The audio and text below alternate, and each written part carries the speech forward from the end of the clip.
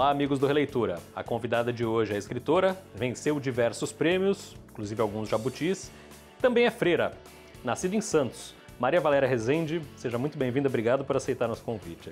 Obrigada por me convidar, porque, como dizem que ninguém é profeta em sua terra, podia ser que ninguém quisesse me ouvir aqui.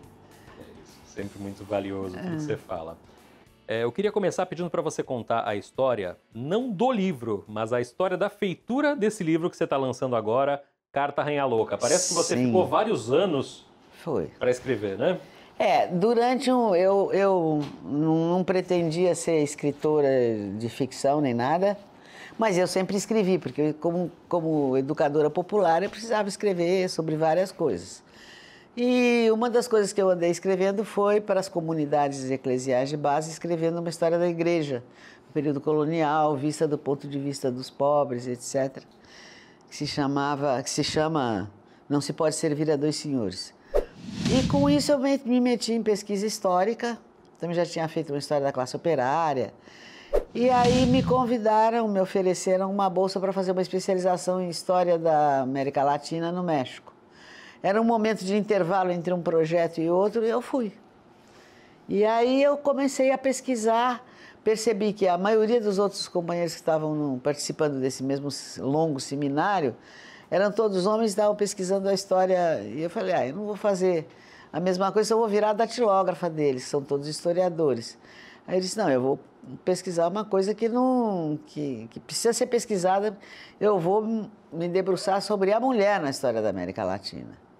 Que não havia muita coisa, não havia quase nada.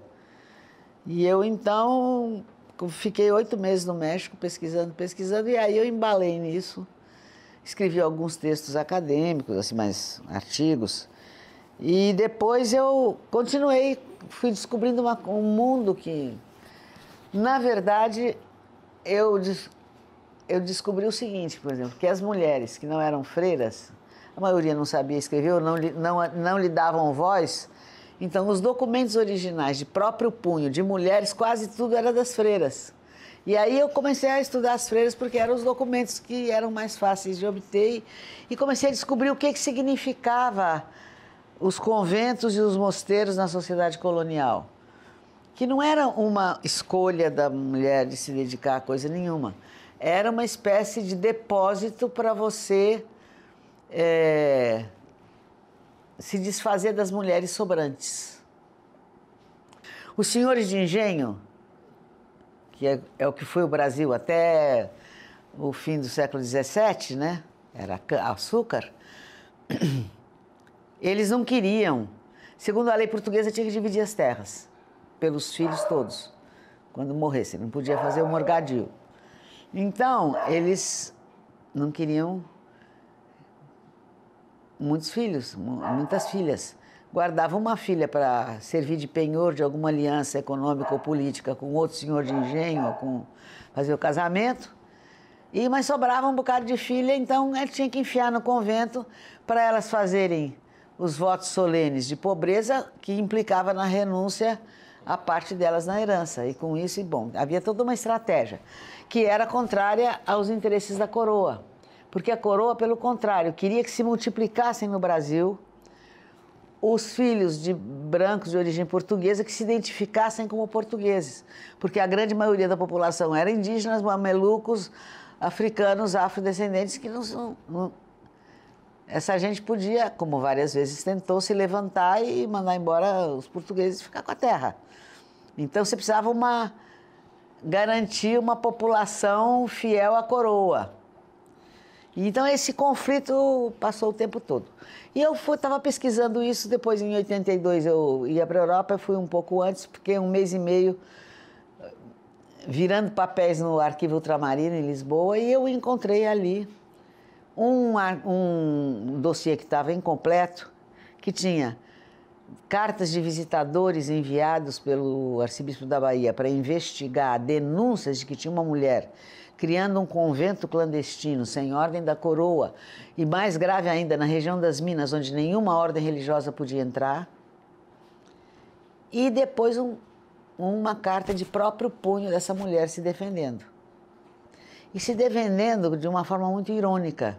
e com uma série de informações importantes que para mim me confirmavam todas as intuições que eu já tinha tido com o material que eu tinha lido.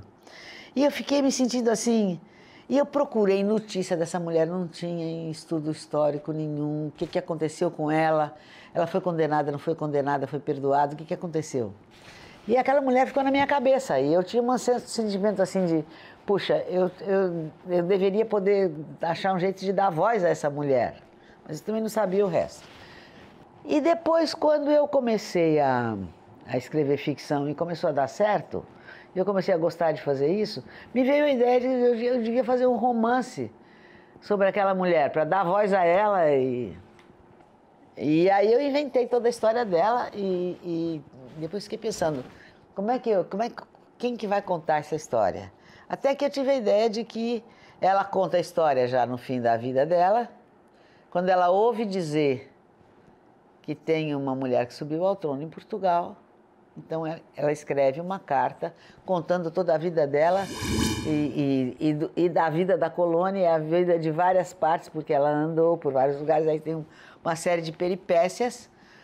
E aí o que eu me propus a fazer uma carta de uma mulher do século XVIII, então eu me pus um outro desafio, que era como escrever um texto plausível no século XVIII e legível no século XXI. E aí é que era uma trabalheira danada fazer isso, sabe? Reler montes de autores, reler todos os sermões do Padre Vieira para pegar vocabulário e aquele modo meio arrevezado de falar. Esse processo durou anos, né? Durou anos e eu não tinha muitas condições de parar e me dedicar só a isso. Você foi escrevendo outros livros nesse meio tempo. Não, mas também chegou um momento que eu tinha 4 livros pela metade, porque quando eu tenho uma ideia e que eu sei a voz que vai contar, para não perder aquela voz, eu me sento naquele computador, ou antes era na máquina de escrever, e passo uma semana praticamente sem dormir para não perder aquela voz e escrevo 30, 40 páginas e depois não posso continuar nesse ritmo. Então eu tinha 4 livros assim inacabados, entre eles esse. Aí eu mandei os 4 para um edital da Petrobras, aí eu ganhei uma bolsa para fazer Outros Cantos, mas como o processo de assinar o contrato e tudo isso demorou, eu fui adiantando 40 dias. Porque eu sabia que eu ia escrever no prazo, que ia dar certo e tudo, porque quando tem que fazer, eu faço. E aí, com uma bolsa, eu acabei 2, e depois o Itaú Cultural abriu um edital também, uma coisa do Rumos, do programa Itaú Rumos.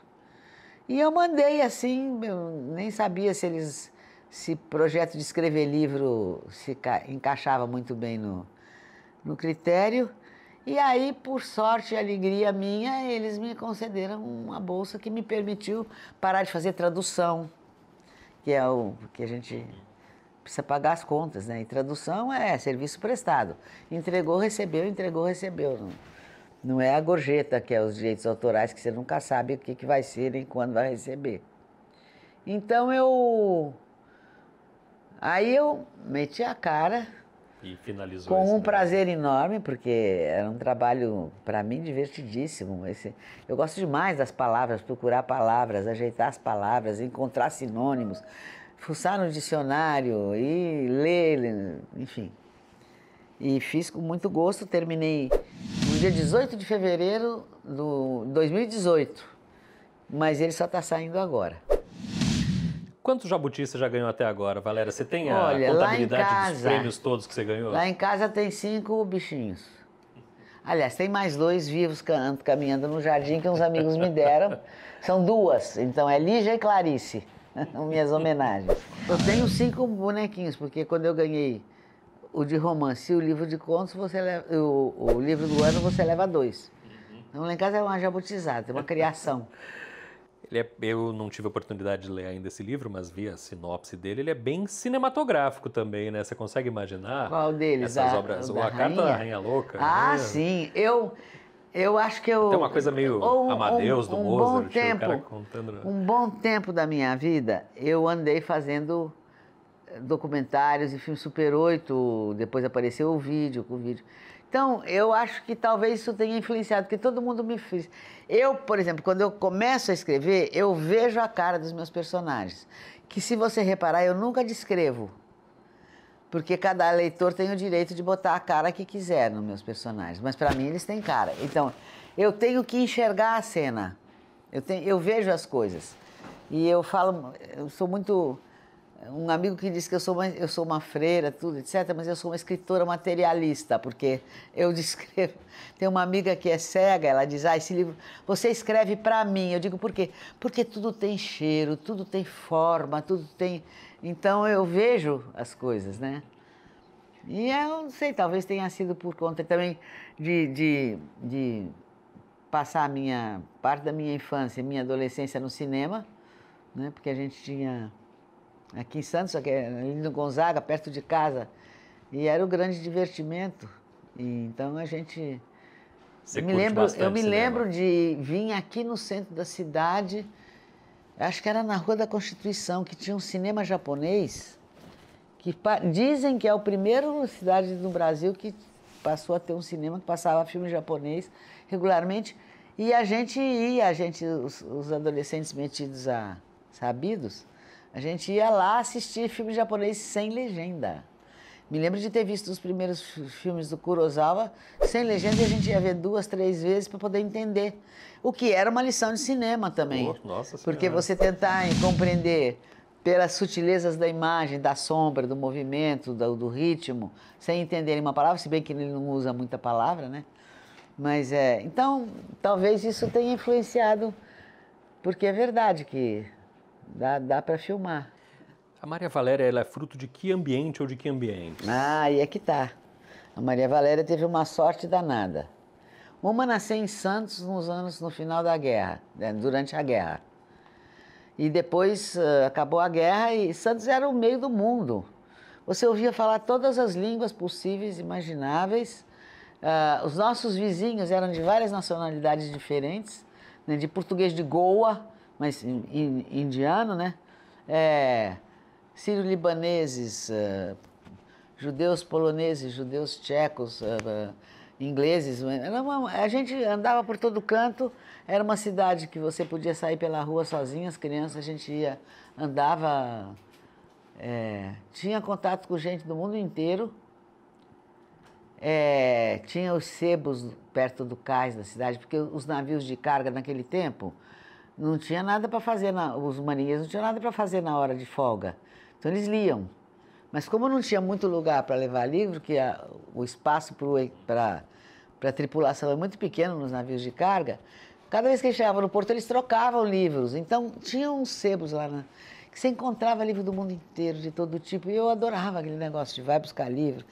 Depois também pelo fato do meu pai ser um médico, e um médico que era do tempo que medicina era missão, né? Então papai tinha uma enfermaria na Santa Casa, quando ele tinha que dar alta para os clientes dele, que tinha passado a crise, mas ele tinha uma preocupação que voltando para as suas casas, para o seu ambiente normal, a pessoa fosse adoecer de novo. Então papai tinha o costume uma coisa que eu adorava, atravessar a barra que vinha alguém da Praia do Góis, de canoa, nos buscar, ou subir o Morro do Sabuó e vir lá de cima, descendo assim. E papai, quando eu aprendi a ler com 7 anos, eu comecei a ir com ele me dizia, filha, leva um livro de história para você ler para as crianças de lá, que eles não têm livros e nem sabem ler.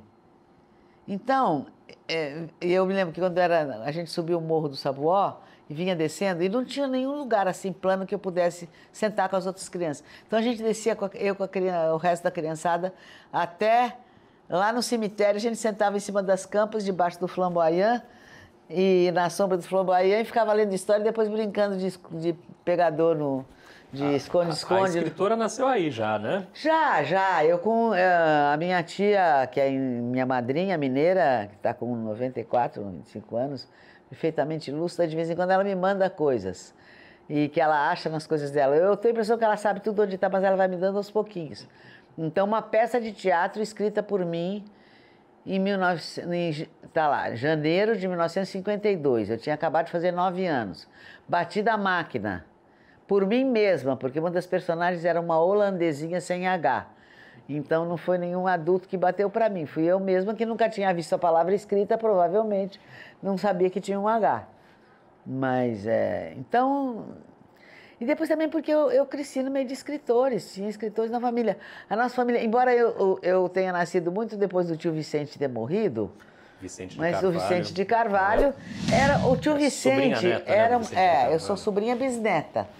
Meu pai era sobrinho neto. Mas ele era bem mais novo do que a minha bisavó, então a gente convivia demais com a família. Eu ainda conheci a tia Biloca, a viúva dele, que o papai ia todo sábado de manhã ver e me levava junto.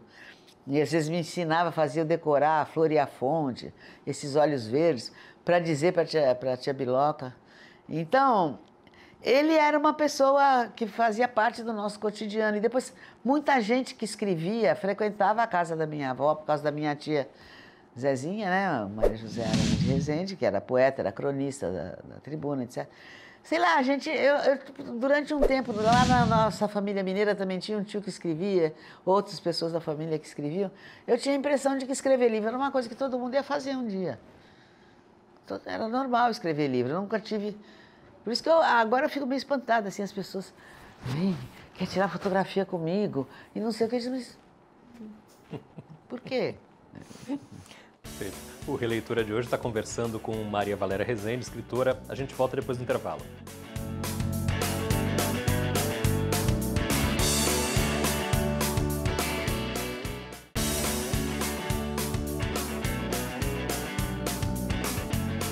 Olá, o Releitura está de volta. Hoje a gente conversa com Maria Valéria Rezende. A gente terminou o último bloco falando dos livros que você fazia já desde pequena. E eu queria que você contasse um pouco dessa história, porque foi essa tua mania de fazer os próprios livros e dar de presente para os amigos que te lançou na carreira de escritora de fato já aos 60 anos, né, Maria Valéria? Então, escrever sempre...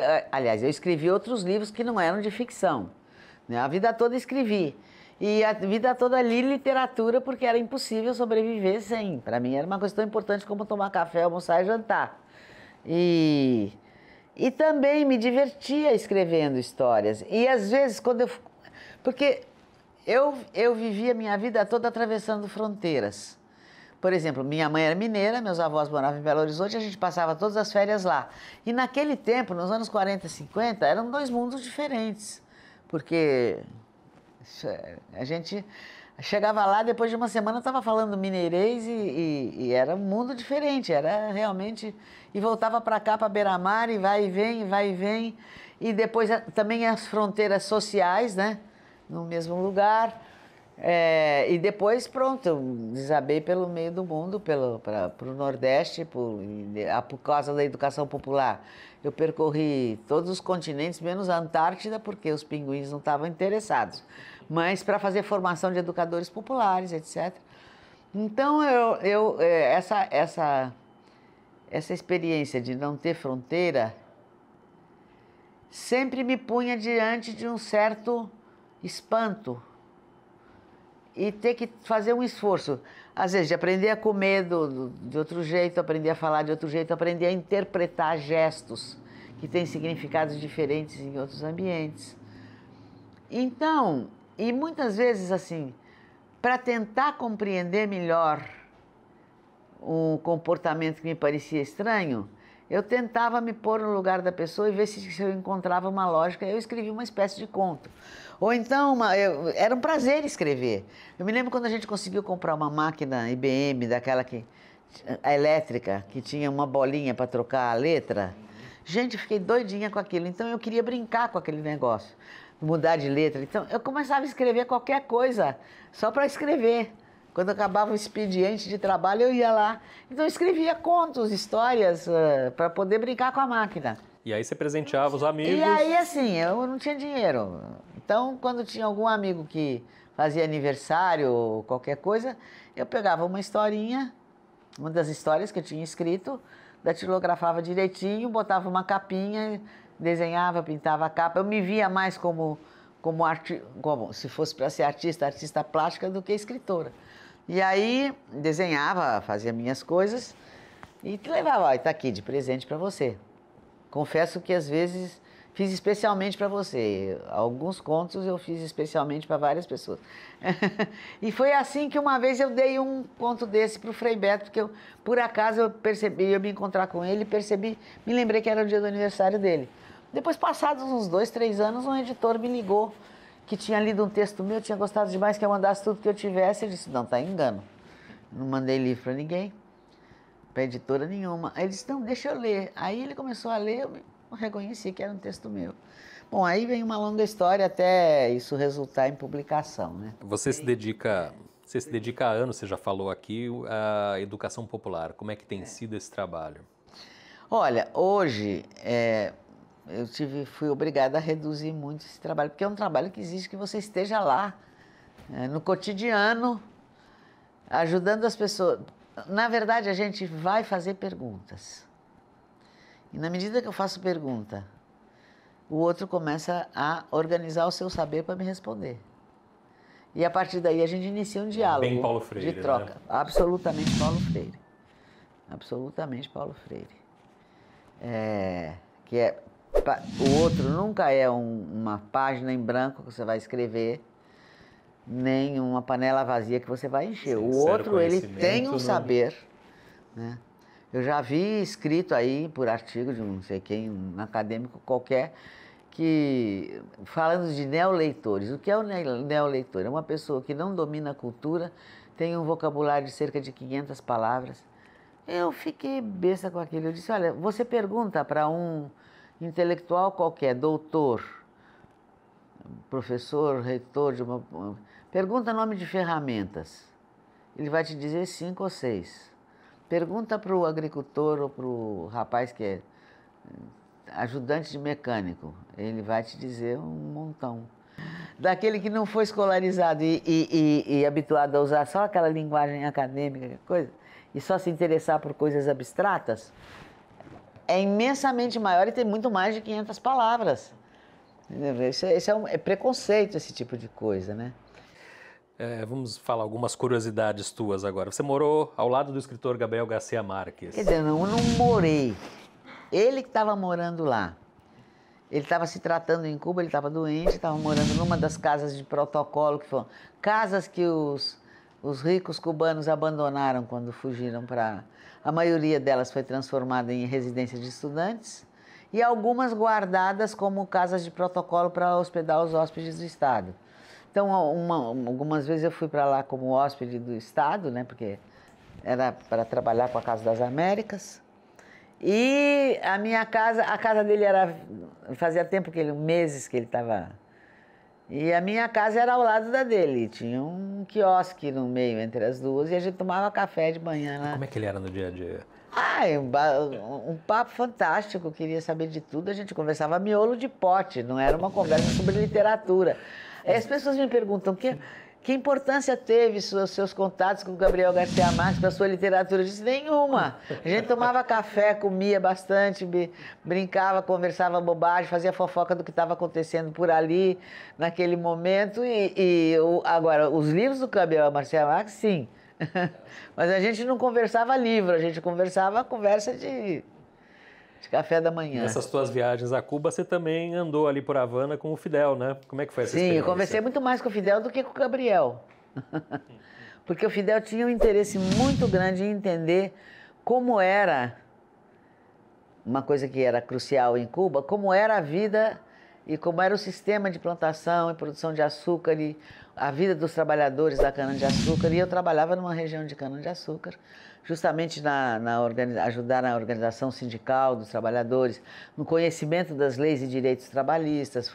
Era o meu assunto. E ele era curiosíssimo e ele não esquecia nada do que eu dizia da outra vez que eu encontrava. Ele dizia, olha, você me disse isso assim. Aí ele tinha uma pergunta a partir daquilo. Então, realmente, eu encontrei com ele muitas vezes. E eu passei mais de 10 anos indo a Cuba todo ano, às vezes 2 vezes, 3 vezes, ficando lá 1 mês, 2 meses, porque estava coordenando... Eu tinha um birozinho lá na Casa das Américas, que a gente coordenava uma série de encontros latino-americanos e caribenhos de educação popular. E eu andava pela rua eu não tenho... Eu tenho muita facilidade, eu tenho um bom ouvido musical, então depois de uma semana enfiada eu pego o sotaque dali, né? Então... Andava quase como uma local por lá. Então eu andava pela rua, o pessoal não percebia que eu não era cubana. Então nunca me senti vigiada nem nada, me vivia na casa dos cubanos, quer dizer, eu não estava no lugar do turista, assim, no lugar do cubano. Você agora está morando onde? Em João Ainda em Pessoa. João Pessoa. Já faz muitos anos. Em 88 eu me mudei para João Pessoa. Em 88 eu assumi um trabalho regional e fui para João Pessoa, que era mais fácil. Você tem ainda família em Santos? Tem tua irmã Valentina aqui em Tenho Santos? meu irmão Cresceu e aqui. minha irmã Valentina. Como é que é a relação com a tua cidade natal? Eu vivo em Santos. Aliás, eu acho que eu me dou bem em João Pessoa, porque João Pessoa tem uma opção de coisas parecidas com Santos.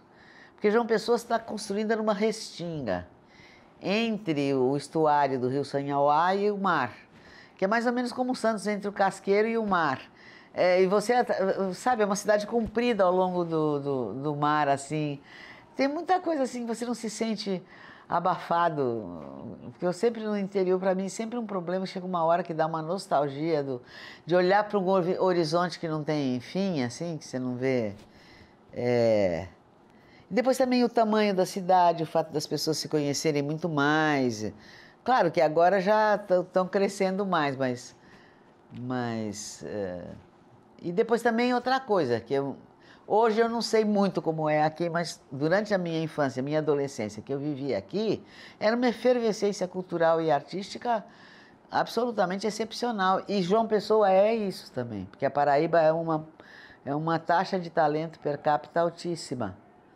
Valéria, a gente sempre encerra o papo, estamos chegando aqui no finalzinho, com um bate-bola rapidinho, muito mais pro lado cultural, um sonho realizado.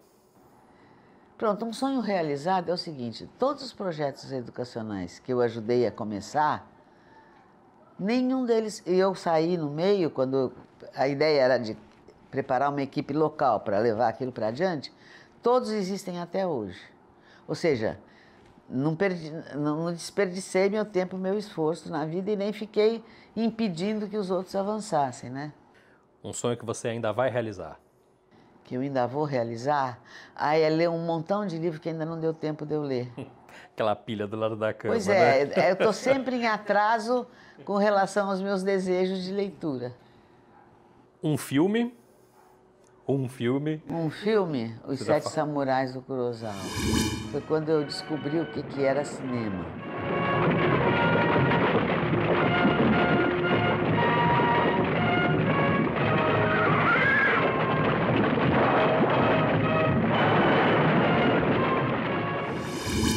Um livro teu e um livro que não é seu? Um livro meu, eu acho que o meu primeiro livro, O Vasto Mundo, continua sendo para mim assim uma experiência. De vez em quando eu o releio e descubro coisas que eu não tinha percebido que eu tinha escrito. Então é o primeiro filho, assim, é uma experiência. Inclusive, ele tem a segunda edição dele, ele foi remontado o livro, porque aquela gente continuou vivendo na minha cabeça e eu escrevi outros capítulos. Então ele é mais gordinho. Tudo que tinha no primeiro tem no segundo, mas tem coisas no segundo que não estavam no primeiro. Então, eu acho que ele é interessante. E um livro que não é seu? Velho, isso é mais difícil. Mas, por exemplo, tem as Memórias Póstumas de Brás Cubas, eu releio todo ano. Perfeito. Uma música? Tem tanta coisa. Mas eu acho que o Pedro Pedreiro, do Chico Buarque, mexeu com a minha cabeça, me lembro quando aquilo, quer dizer. E eu acho lindo e continuo. E a Maria Valéria Rezende, pela Maria Valéria Rezende? Uma pessoa que está contente com a vida que teve, tem 20 anos já de prazo de validade vencida, porque pelas informações que eu tenho, quem nasceu em 42, a previsão de vida era 56 anos, eu estou com 76, tudo que vier é lucro. Pronto. Não me arrependo da minha vida, nada. Acho que valeu a pena. Não que não tenha havido muito sofrimento e tudo, que todo mundo tem, mas não tenho nenhuma coisa assim de dizer, ai, se eu em vez de fazer isso tivesse feito aquilo. Não. Vida plena. Te agradeço demais por ter aceitado o nosso convite. Eu que agradeço nos me recebido ouvirem. aqui. O Releitura de hoje conversou com Maria Valéria Rezende, escritora. A gente se vê na semana que vem. Até lá. Pedro Pedreiro, penseiro, esperando o trem. Manhã parece, carece de espera também. Para o bem de quem tem bem, de quem não tem, vintém. Pedro Pedreiro fica assim pensando, o tempo passa. A gente vai ficando pra trás. Esperando, esperando, esperando, esperando o sol.